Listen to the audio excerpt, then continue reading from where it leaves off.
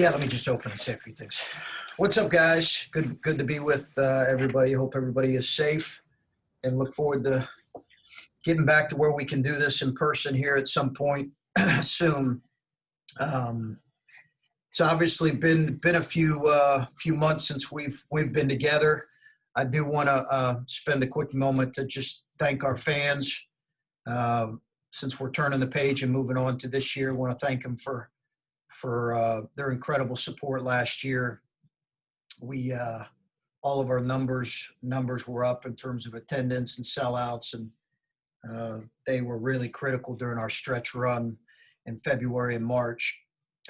Also want to thank our medical personnel here. They've been unbelievable. Jim Borchers, as I'm sure you guys are aware of, following a football situation, has been unbelievable. Our trainer, Brad Watson's done a great job with us really since we've been here in mid-June.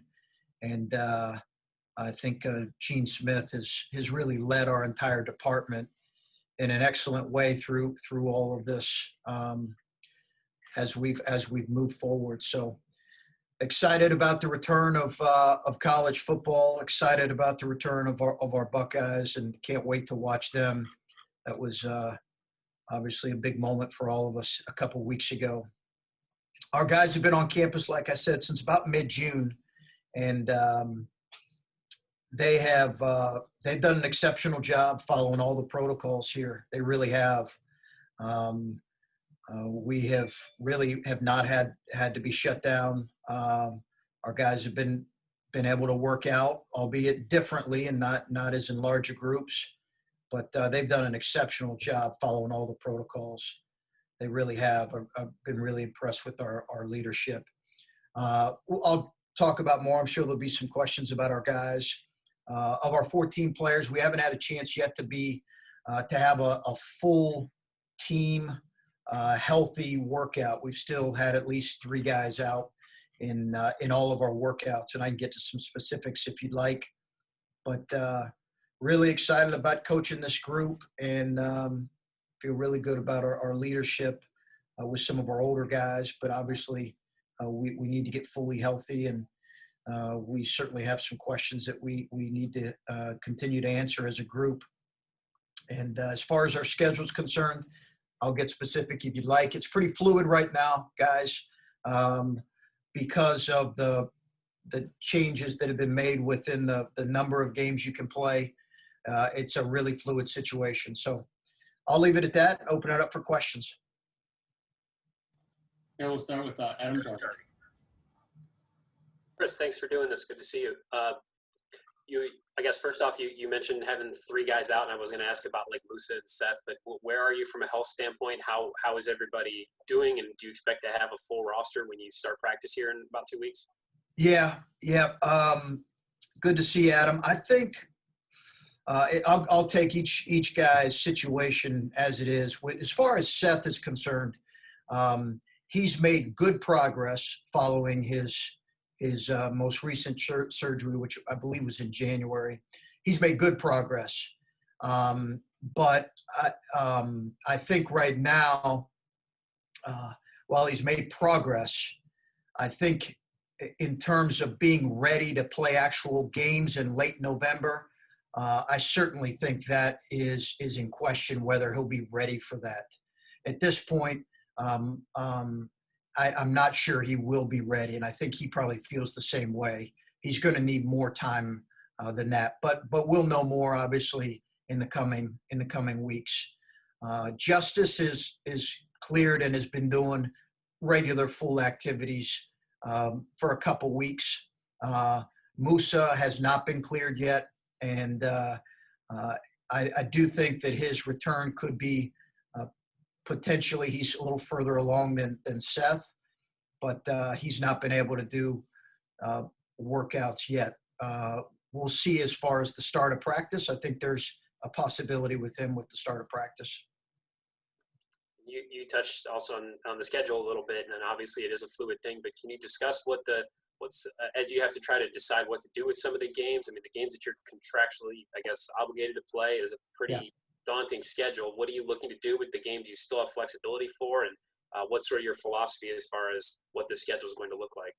Well, as you guys know, a typical year, you play 31 games. And, it used to be 8 to 10 of those were home games versus teams where you were kind of maybe playing some of your young guys. Maybe they were tough games, but smaller schools that you were bringing in here. We're losing most of those this year for a variety of reasons. So the schedule will look completely different. And on paper right now, it'll certainly measure up as the hardest in the history of our program, just given how unique the year is. I can only guarantee right now that even beyond they're still determining the exact number of Big Ten games. It's been set at 20, as you guys know, for 2 years now. And I think everybody knows we were in the best league in the country last year. All the measurables showed that. I would assume that it will be that and then some this coming year. So they're looking at 20 games. Could it be increased? It's possible. And if it is increased, and we'll know that soon, that'll change the rest of our schedule to some degree. It'll just change how we formulate the rest of our schedule. The ACC Big Ten Challenge, I would fully expect to play. We're on the road in that contest, and the our game versus North Carolina and the CBS Sports Classic is that will be played as well. I believe on the same date. Not sure about the same location. Beyond that, I couldn't give you really any more specifics, even including the South Dakota event. Okay. Okay. Hey, Chris, Okay. talk to you. Hey, Patrick. Just curious about what has been the hardest thing for you over these last few months, be that basketball or adjusting to life otherwise. What's been the most difficult for Chris Holtmann? Yeah, good question. I think coaches, in general, we're pretty routine driven, right? We've kind of have a routine throughout the year, and that was flipped upside down during all this. So I think that was a challenge to kind of figure out how to best maximize your days, how to best do our jobs as effectively as we can do them in terms of recruiting. Probably the hardest thing in terms of my job was the feeling disconnected to our players. As much as we tried to do these types of Zooms, not being around our guys for those final few months was a real challenge. I think just personally, it's been hard, honestly, seeing how people have been, certainly at our university, affected economically. I think that's been a hard thing to see. One of the things Ryan Day talked about was not overthinking things from a football standpoint, drawing up plays and doing too much when you've had too much free time. I assume you can relate, although different, being basketball versus football. Yeah, absolutely. Yeah, you have all that downtime, and in reality, our time after the season was really busy. It was a different kind of busy. Instead of traveling and seeing some of the events that we were to see in April or going out recruiting, we were on the phone for 10 or 11 hours a day.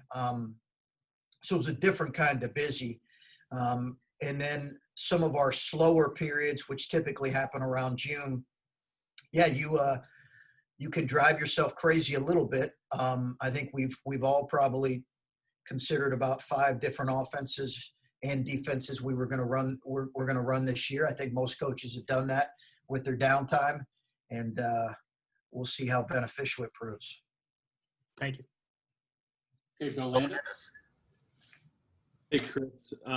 Is the fact that Seth may not be available at the beginning of November any different from what you expected when you guys brought him in? Is that any kind of setback for him? And how does that change, I guess, maybe what you were hoping to do lineup-wise if he's not available? Yeah, I think it's an important question because I don't know that it's different than what our expectations were, given he's been out for 2 years. Um, the it takes it's this particular surgery that he has. It does take varying degrees of recovery before guys feel completely comfortable returning to game action. And um, I think that we were optimistic and still are that come late November, he's going to be in a place where he feels confident enough to be able to play in game action. But I think it's probably a tall task right now. I don't see it as a setback, to be honest with you. I think he has really progressed, and you hear me say that, and yet at the same time he may not be ready. I just think it's a byproduct of the nature of the injury. He is making progress. He's doing things this week that he didn't do last week, which is encouraging. But he's just got a ways to go, and I think in his mind he's got a significant ways to go to get back to be the same kind of player he was his sophomore year. And is Ibrahima, or I guess compared to last year, how much further along is Ibrahima, and maybe how much closer is he to being able to be a key contributor for you guys this year? I think things have slowed down for Ibrahima a little bit, and that's been a good thing. I think he's been able to pick up things better than last year. Now, granted, we've not done a whole lot of team stuff. We're 2 weeks away from practice, but he's in a little bit better shape than what he was. I think the biggest thing is he's just his ability to pick up things in practice, and the things we're asking him to do has come quicker because he's been a year in our system, and that was maybe as big the biggest kind of impediment to his growth last year. It just took him a little while to pick up some things. Perhaps there was some language issues there, but he's a bright kid. He's doing really well, and I'm excited about getting to practice with him. Thanks. Here we go to Steve Hellwagon. Hey, Coach. Curious about the two freshmen, Eugene and Zed, just how they've come in. Are you happy with what you've seen out of them the last, I guess it'd be 2.5 months or so that you've worked with them, or that your staff's been able to work with them? Just commitment, classwork, everything. Just what are you seeing with those guys? Yeah, they've been really good. They've been really good, Steve. They've been exceptional in the classroom. We knew they were good students to begin with. They've been working hard and have gotten better. They both have to get in better shape, Steve. They both have to get in much better shape, and they have to be able to kind of push through fatigue, normal freshman stuff, push through fatigue, and their work capacity has to continue to grow and increase. But both guys have done some really good things in our workouts so far. Zed has been as we'd expected. He's physical. He's 6'8", 7'1" wingspan, about 255 pounds. And he's used a lot of that 255 pounds in our workouts. He's a strong kid. And Gene has shown ability to defensively, we think, be able to help us. He's got to continue to improve some of his offensive skills and shooting at this level. But really pleased with both guys, really pleased with them. I want to ask about the scheduling component. Just seems like so many moving pieces and parts, and for you to be this deep into this and don't know yet exactly how many Big Ten games you're going to play, and have the Atlantis thing and non-conference and whatever else, seems like some tough decisions are going to need to be made pretty quickly, and doesn't seem like there's a national commissioner of college basketball that's out there to kind of govern this whole process and reel in all these stray cats, so to speak. I don't know, just what is I assume the conference comes first and then you fit in whatever events, and otherwise you can fit in around it. But just seems like a real difficult process, and football bleeding into December with television's got to impact that as well, I bet. You're preaching to the choir here, Steve. I'm with you. Like, let's go. We've got to make some really important decisions. And you're right. I think understand a lot of those, the decisions with football have kind of delayed and totally understand it, but it's delayed the process a little bit. Dan Gavitt's done a great job at the NCAA in terms of putting some parameters in place overall for all NCAA teams, testing procedure or testing requirements, and then obviously the game requirements. But we are waiting, and we meet right now we're meeting twice a week as a coaching group. We meet Tuesday and Thursday mornings. And I'm also on a scheduling subcommittee with athletic directors in the Big Ten and a couple other coaches. So I'm saying the same thing on those calls that we really do need to finalize the number. I believe it to be 20. I expect that it could it's leaning in that direction. But if there's an increase, it just changes. I think everybody's concerned about overscheduling to some point right now. I think, again, everybody's going to play a really challenging schedule, but that's what you're dealing with is waiting on the final word from the Big Ten on how many games. Thanks. Okay, Tony? Just talking to Dwayne, you mentioned that he had to go through some maturity and realize that he can be more than just a scorer, and he's trying to be the guy that his coaches want him to be. I guess for you, what is that? What do you want him to be? I think we saw with Dwayne last year towards the final third of the season what he can be, and Dwayne needs to be. Dwayne is never going to be a pass first point guard. We don't want him to be that. I think he's got to utilize his unique gifts in scoring, and there is a freedom that he has. He was certainly of all of our perimeters had the highest usage rate by a significant margin, and he's earned the right to continue to grow in that area. I do think he has to read defenses a little bit better as he's playmaking for us. I think that ability to read defenses, which he took, I think, a step in last year. But one of the biggest questions about our group right now is will we and can we defend as a group?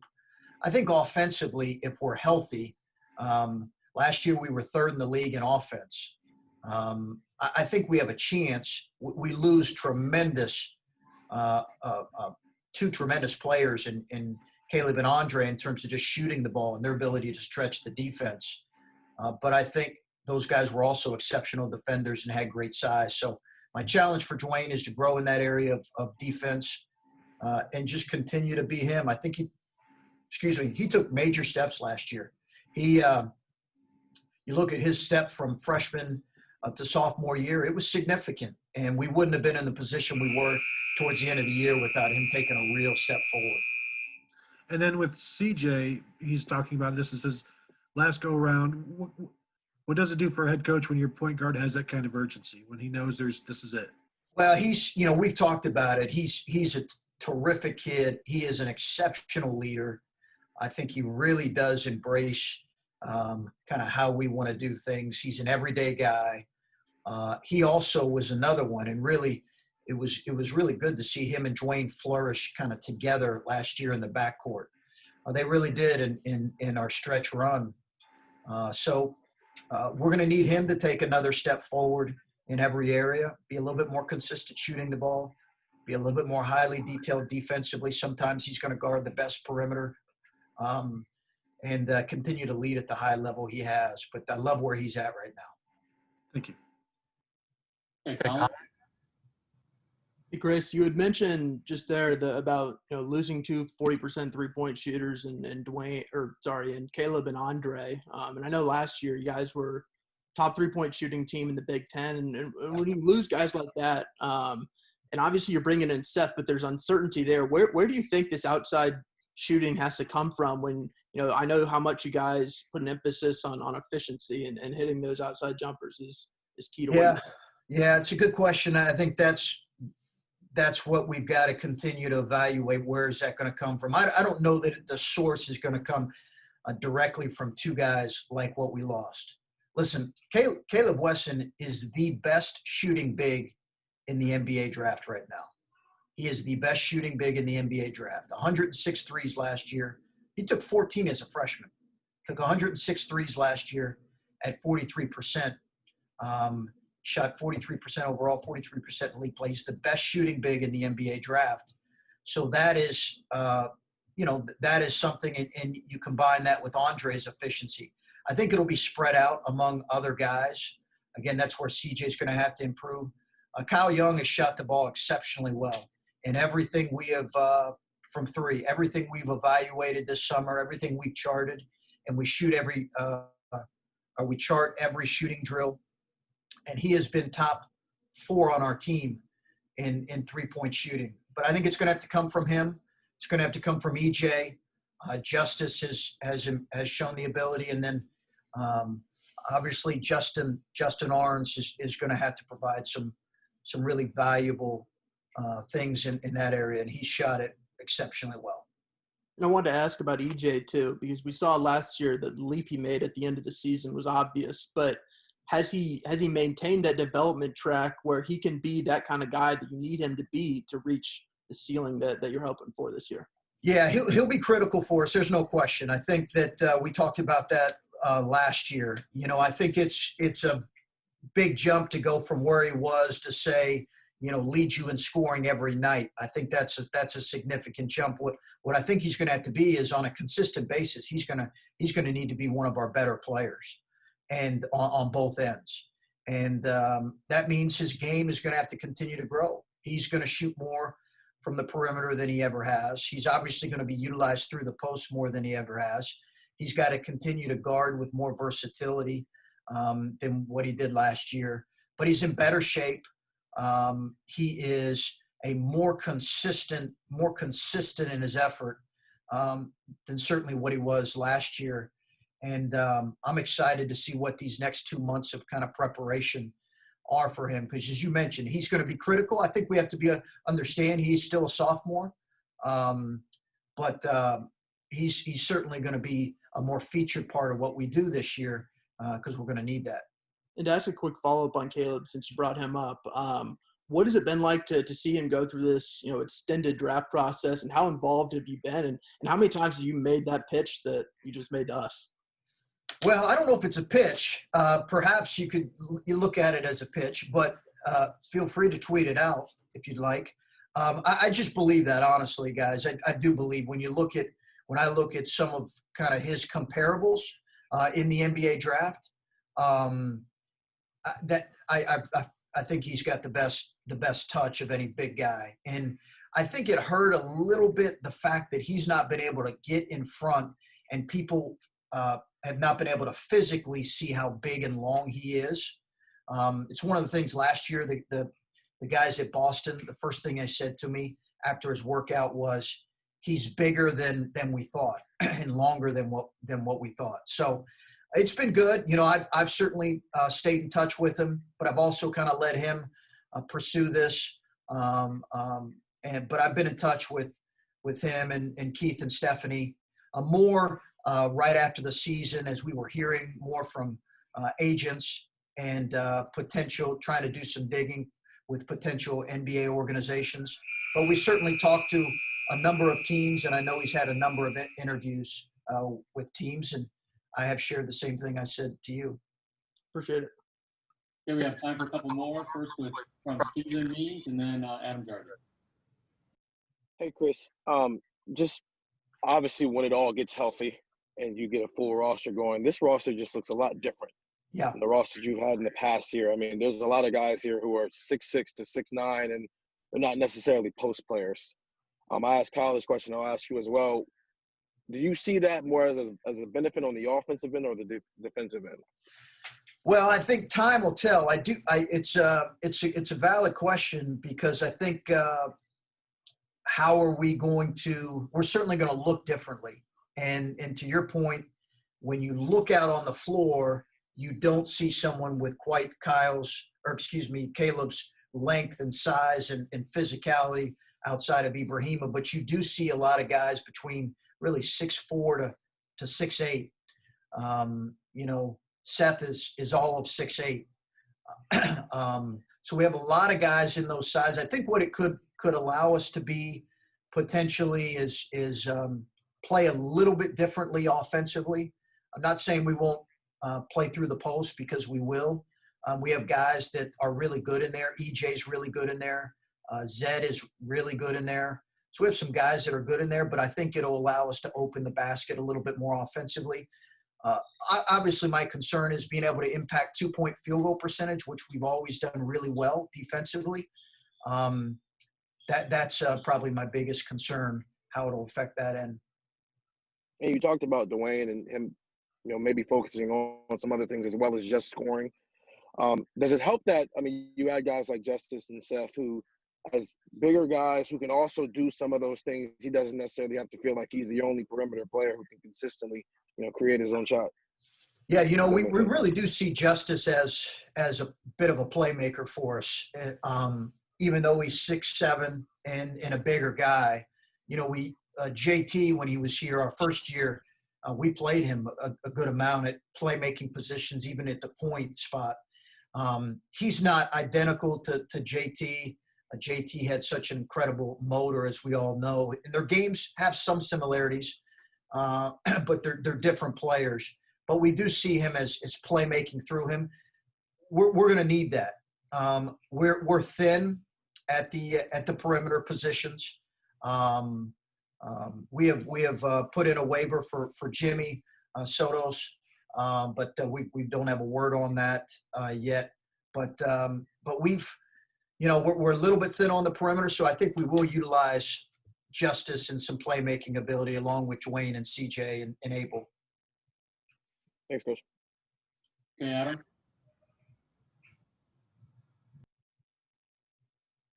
Sorry, had to get to the unmute button. Chris, do you think this team's mature enough to handle all the sacrifices that you're going to have to make to have a season and to play a season safely? Yes, I do. What gives you that confidence? Why do you feel that way? I've been incredibly impressed with their maturity these last 10 weeks. We had a really special deal the other day. We had a young man on our team getting a minor car accident. It was a rainy night a couple nights ago, and it was you know, he was fine. He's healthy. He loves his car. That was the most frustrating thing for him. Fortunately, it wasn't his accident, or it wasn't his fault, but his car was banged up pretty good. He sends a group text to our you know, to his teammates, and within literally 5 minutes, one of our staff guys sent me a picture. The entire team was there, and kind of just there in support because it was right around campus, right, basically on campus. So I think we've got a group that is mature, that cares about each other, and you know, that's a good place to start. Again, we've got a lot of questions we've got to answer, but I do feel pretty confident, Adam, in seeing them operate. Given, and you're right, there's no, we know that there are certain things you can do to prevent the risk of getting COVID, but you can't completely prevent the risk. But I do believe that after seeing our guys day to day here for the last 10 weeks, I like our maturity. And do you have a feel for how, obviously you're taking a pay cut, and obviously all the departments are facing some financial realities. Do you have a feel for the full effects of what the basketball program is going to feel as university copes with, you know, all the financial losses? Yeah, we've had to change, and we'll continue to change. And Gene has asked us to change how we would operate. And certainly we've been able to, we haven't been recruiting, right? So there's been a large number of expenses that have been saved. But we have looked at busing more than flying with appropriate games this year, wherever that's going to be, instead of chartering, taking a bus. And we've looked at, you know, some more kind of day-to-day operations in a cost-cutting way. That's what's been asked of us, and we've certainly been willing to do it. All right, well, that'll wrap it up, guys. Appreciate your time. Okay, thanks, guys. Be well. Hope you're doing well. All right, Coach. Thanks.